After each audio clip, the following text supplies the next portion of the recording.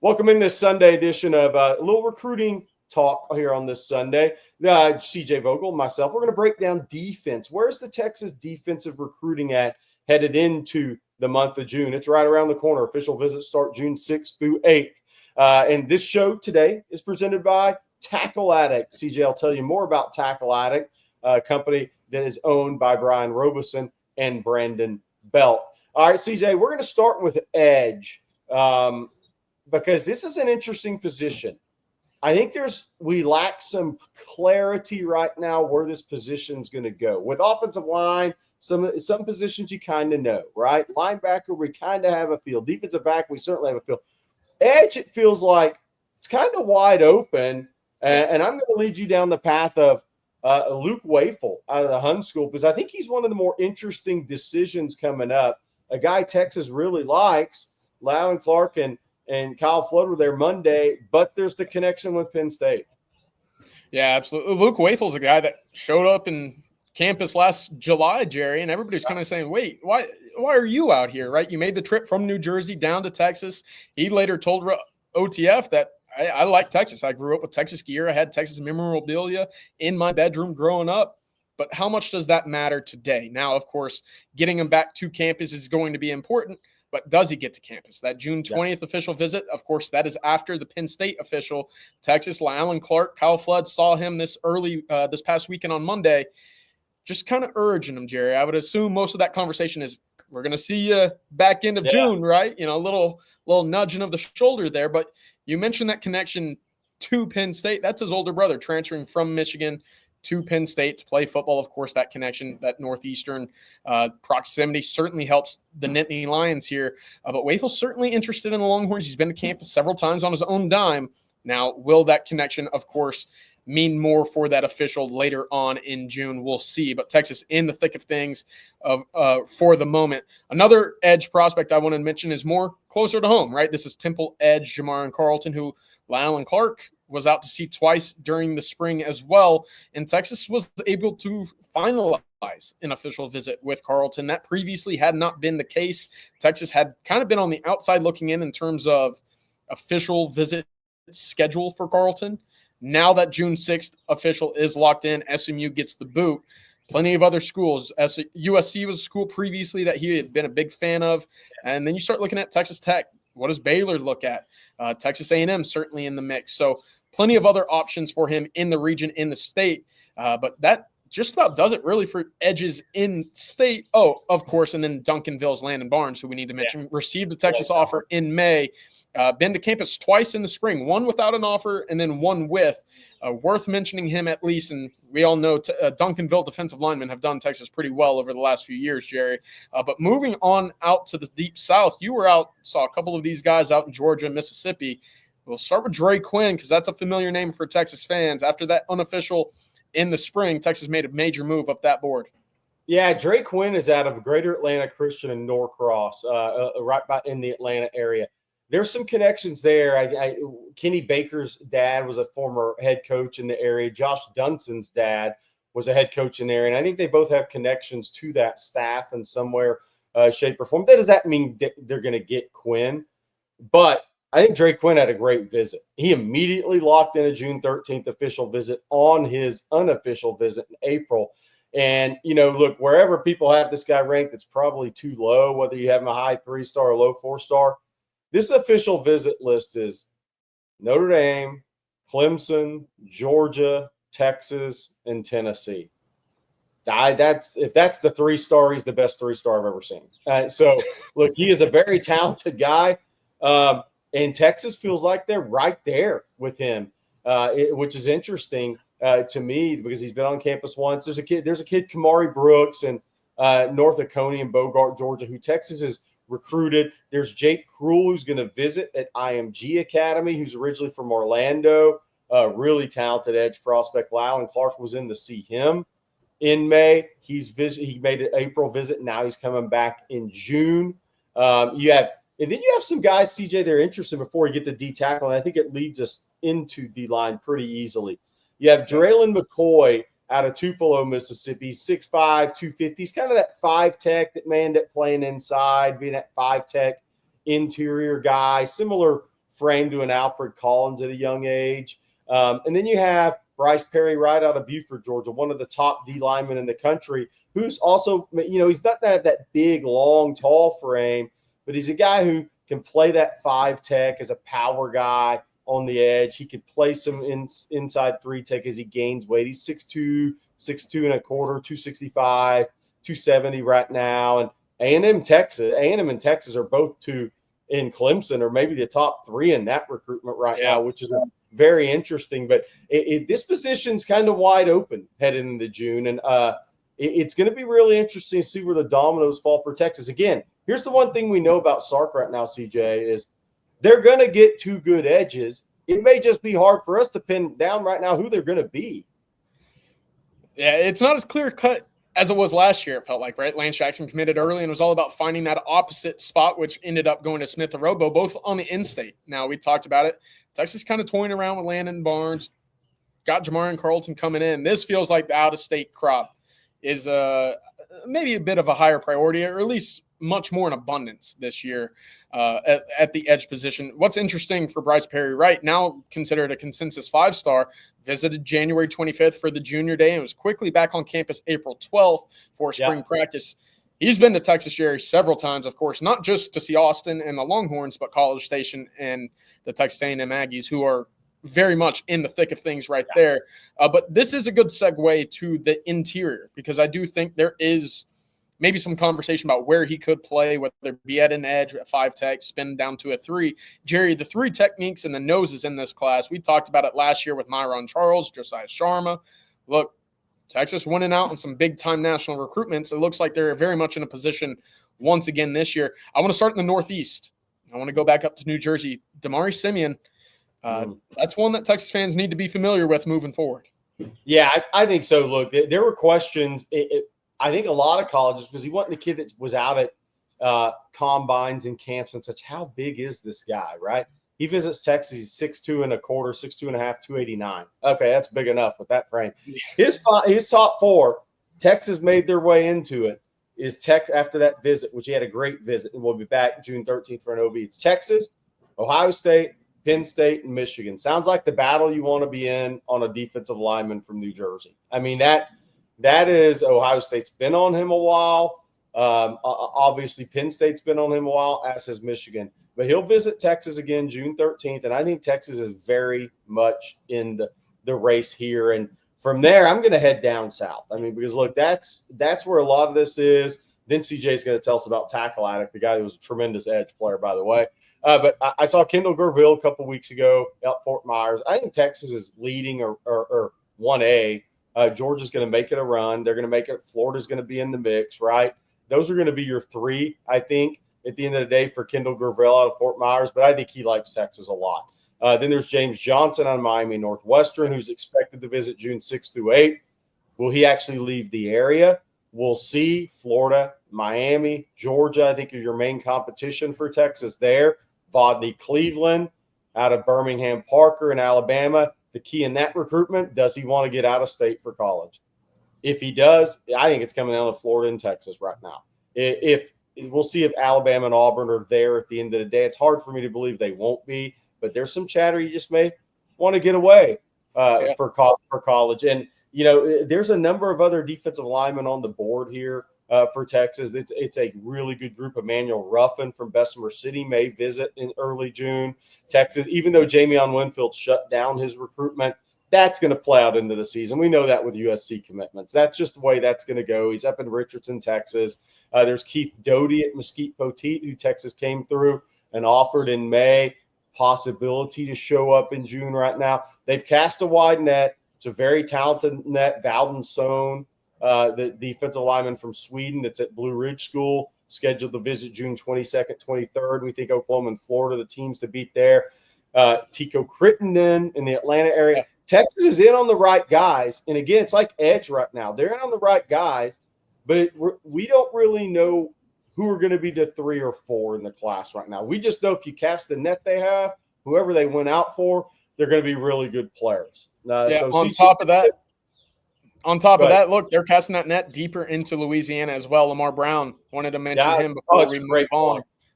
5-star guy. Texas hadn't been in heavy consideration for Brown. Of course, he wants to play defensive line. Texas with Lylan Clark stopping through. One of those guys that I heard is kind of referred to as a Baton Rouge legend of sorts, connecting with the local kid at University Lab down there in the BR. So Lamar Brown, he teased the trip to Austin. That doesn't mean a whole lot until he makes it to campus. However, a June 6th official visit has been set.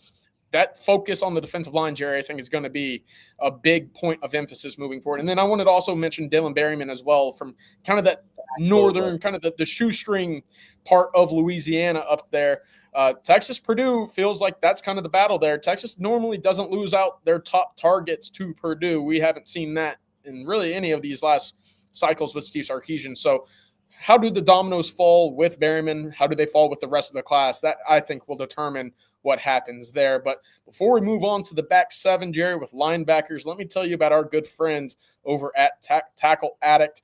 Real quick, are you an avid fisherman who's always searching for the right supplies? Look, I'm at the lake right now. It's beautiful. I need to get myself some new gear. But do yourself a favor and check out tackleaddict.com, owned and operated by Longhorn Brian Robeson and former Longhorn baseball great Brandon Belt. Tackle Addict has everything you need for the best in today's fishing equipment. Tackle Addict is for the everyday fisherman, just like me, and the serious pros alike. Jerry, I don't know if that's you either, but get the product shipped directly from the shores of Lake Sam Rayburn. That's Tackle Addict, ADDICT.com.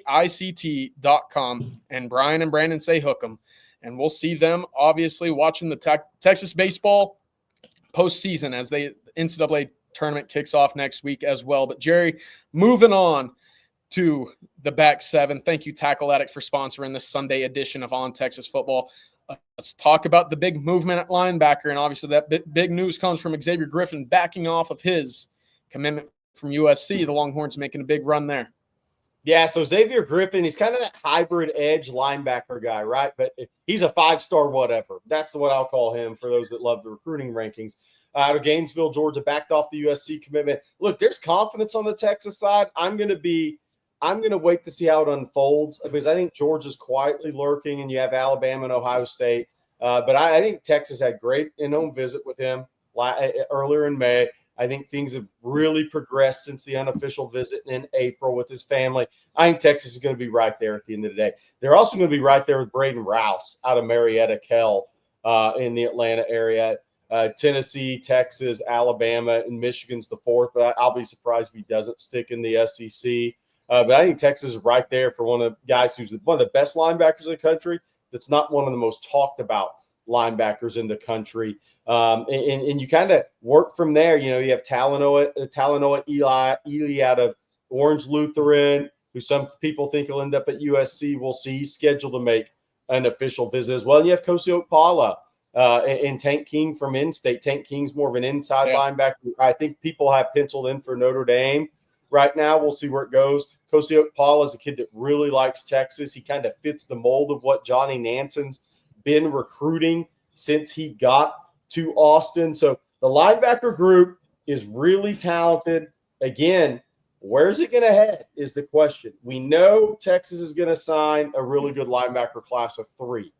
The question is, where is this thing going to head? Could they get 2 from Georgia and then 1 from Texas? Could that be where that linebacker class looks like it could go? I also want to mention Tyler Atkinson, and I'm just going to do it in passing. I do think Tyler Atkinson, the 5-star from Grayson, is going to visit Texas in June. I do think Texas is behind on that. I think they have better shots at Xavier Griffin and Braden Rouse. I think Georgia is probably a team to beat for Atkinson. I think Ohio State and Clemson are right there. He's visiting Clemson next weekend. So they have unbelievably talented group of linebackers. You also have Giroux, the kid, Jandro, the kid out of Chandler Hamilton, coming in June 6th through 8th. We'll see what happens there. I think I'm looking more 13th through 15th, 20th through 22nd visitors at linebacker. CJ, defensive backs kind of come together quickly for Texas in this class. You have Hayward Howard, the corner commit, obviously. Jermaine Bishop could play receiver, could play corner. We'll see where that goes for the Longhorns. Yaheem Riley, the nickelback's committed. What else do you kind of see? I think there's about 3 or 4 guys that are really, truly in the mix here at defensive back for Texas. Yeah, I think you have a good base to the class, right? Hayward Howard expected to visit Texas for his official visit June 6th. He's already as an outside cornerback position. I think Jermaine Bishop is a guy that you could throw out at a cornerback or safety spot and have a lot of success with as well. But what else becomes of this class? Well, Yaheem Riley's already in the class as a nickel, and now you got to figure out the other outside cornerback spot and a couple safety positions. Jerry, Texas going a lot of out of state once again for that opposite corner spot. Samari Matthews is the familiar name. Of course, he was on campus several times. I actually stuck around for a 3-day visit, saw 2 spring practices. His family got to hang out in Austin, see the campus, hang out with the coaches. They knocked out almost their own official visit on their unofficial earlier this April. So worth mentioning him. And then Justice Fitzpatrick is the big one as well out of Florida. Of course, related to Minkah Fitzpatrick, a lot of athleticism in the family. Texas, we'll see. I know that Mark Orfe was out there to go see him as recently as Thursday. So Texas knocking out their later cornerback prospect targets. And then you move on back to safety, Jerry, and we talk about Chase Calicut, North Shore connection to Mark Orfe, obviously, from that. And then you go out to Westlake Village and Oaks Christian out in California, you see Devon Benjamin. Well, you turn on his tape and you say, yeah, of course. If he wants to wait, Texas will wait. That's a heck of a talent. And I think Texas has him right at the very top of that board when it comes to the defensive back room. But, Jerry, moving into that secondary, Texas looking good right now. 2.5 commits with Jermaine Bishop kind of being that half. Let me get your take on a Justice Fitzpatrick and a Samari Matthews. Yeah, look, I think Georgia's the team to beat for Fitzpatrick. Miami's in it.